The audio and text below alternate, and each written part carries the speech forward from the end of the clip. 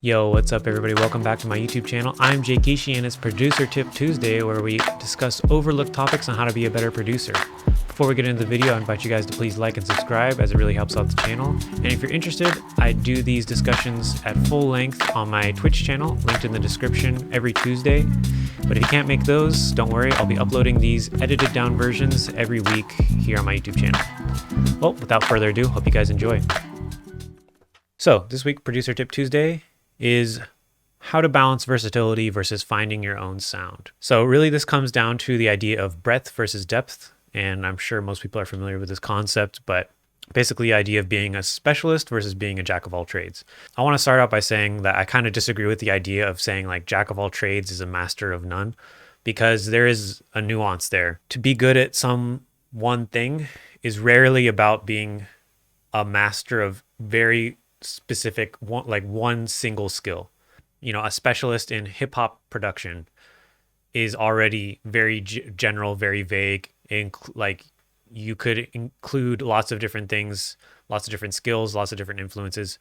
So I think it's not so much about seeing things as like I need to become a specialist, but more about understanding when and how to expand both breadth and depth. And you know, in science or technical fields, you can only really expand and contribute in certain scenarios by being a specialist, by having just more knowledge about a very specific subject. With music and creativity, I think it works a little bit differently, because ultimately everything you listen to, everything you create, everything you do in your life contributes to your creativity. And especially when you improvise, or when you are just allowing yourself to work freely or experiment, a lot of those things will come out whether you are aware of them or not.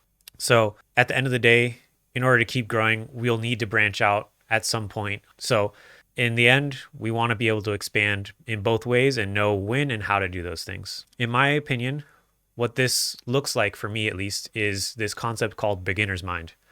And it's something that comes from Zen philosophy or Zen Buddhism.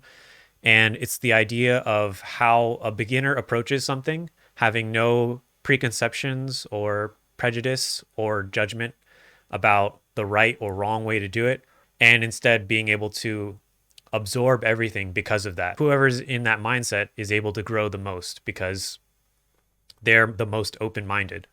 So what this means for me, at least, is that I think what powers my creativity and my inspiration and my ability to continue to explore new things is ultimately just curiosity, being curious about music and audio.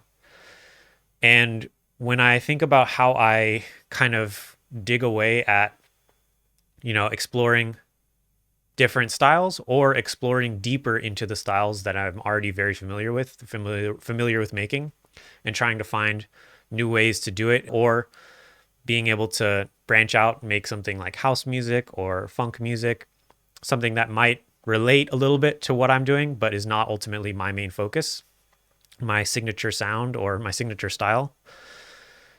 When I think of it, it's kind of like looking for little pockets, like you're almost like you're mining for like veins of gold or silver or iron or whatever in a game like Minecraft or Terraria or something like that. When I think about it, this cycle, I listen for a new style of beat or music that I want to try to create. I explore it, and then I try to refine it down to elements or things that I can reproduce in my production, and just try to keep making beats with it until I feel like it's starting to get dull. And then I repeat. I look for a new pocket to explore, something, some other artist, some other album, a totally different genre. It could be anything. And that's kind of how I think of it.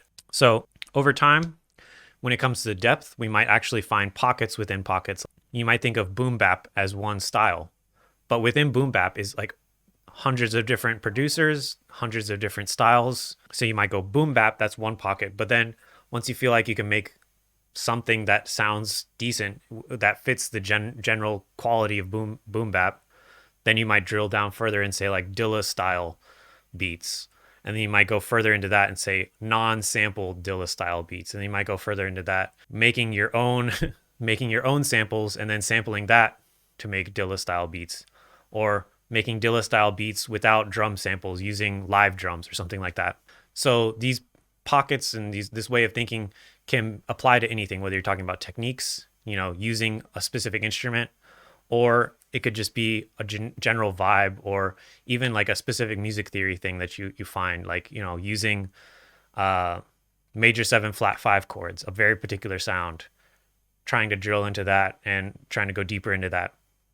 So the point is, instead of trying to branch out just to do whatever is trendy or to get more popularity or anything like that, the focus is trying to find what you're curious about and create that music. Because if there's something that you're enjoying and you can't stop thinking about it, an album or a song, then I think that's a great indicator that you want to move in that direction, whether whether you're already creating that kind of music or not.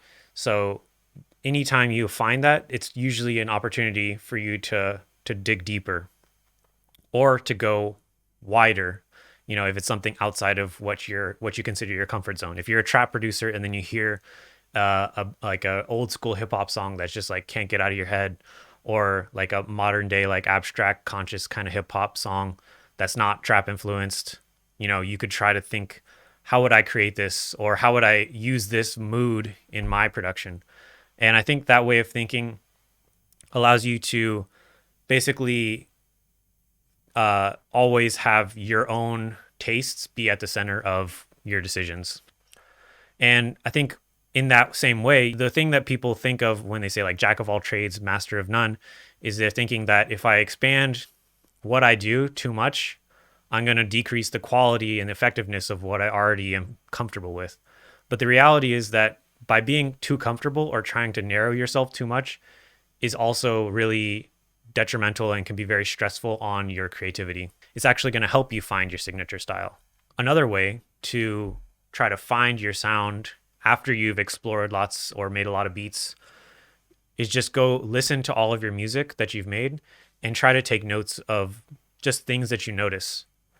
It could be things that you think you need to fix that keep coming up, like, oh, I consistently have an issue with my snare sound, or I consistently have an issue with my rhythm pockets, my timings and my swing is just not there.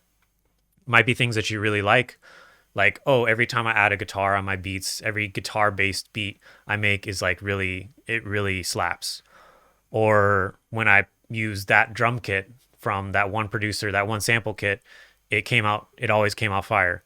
Could be particular techniques, particular mixing methods. And it's also important to keep note of what kind of emotions you feel from your music. We can be unintentionally creating a very specific kind of emotion. Like some people might like instinctively try to make music that sounds cool and dark and kind of mysterious. And if that's what you like to create, then that's awesome. But maybe just branching out and trying to make something upbeat and more like funky or more of a upbeat vibe might open your doors to new ways and new perspectives to go back and make that dark, moody kind of atmospheric sound that you're already familiar with. And then from there, you can brainstorm, like, what can we do? How can we develop each of these traits that we were noticing? Or how can we correct them if we find them as shortcomings? And how could we apply these things to develop the style that we are kind of focused on, our signature style or our signature sound?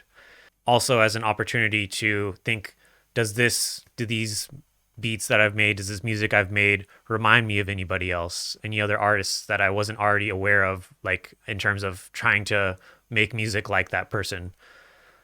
And if you do that, then you can find like lots of new opportunities for expanding even more. You want at the end of the day to just be able to continue to make music with passion and intention. And if you do that, then you're always going to be improving. But I think people get in these weird thought loops where they want to explore other things and maybe they think that's actually going to slow them down. And the truth is that would probably actually help them to be even more excited about music.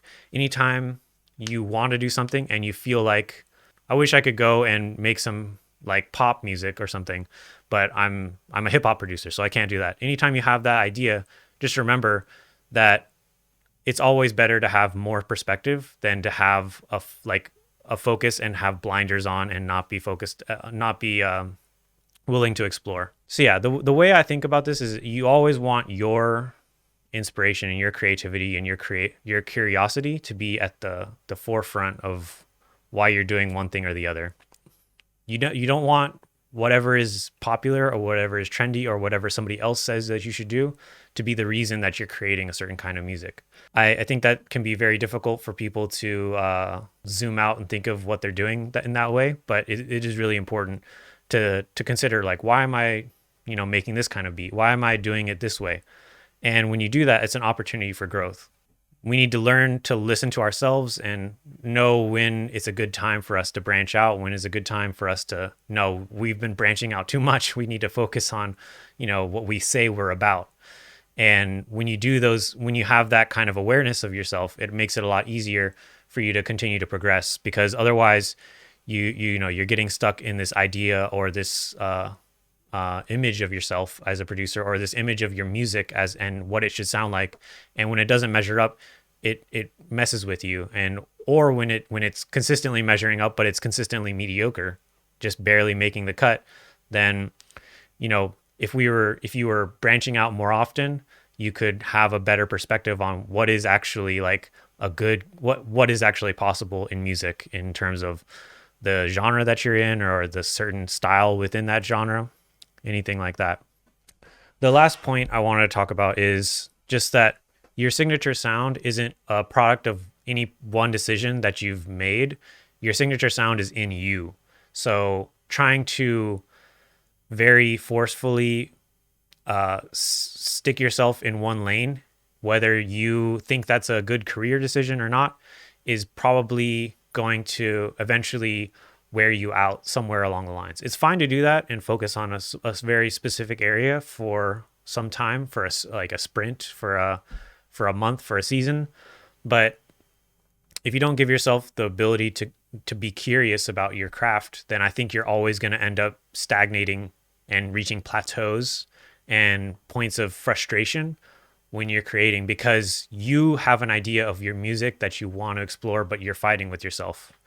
And at the end of the day, your signature is from who you are as a human. It's not about what presets you use or what VSTs you use or how you mix or any one thing. It's about the whole thing of who you are, how you approach, how you think about things, how you think about yourself, how you think about your music. Those things are not something that you can, add or subtract to with one single action. Those are just built in. So you're just trying to chip away at that. Thank you guys for watching. If you enjoyed the video, please like and subscribe. Otherwise, I'll see you guys next time. Peace.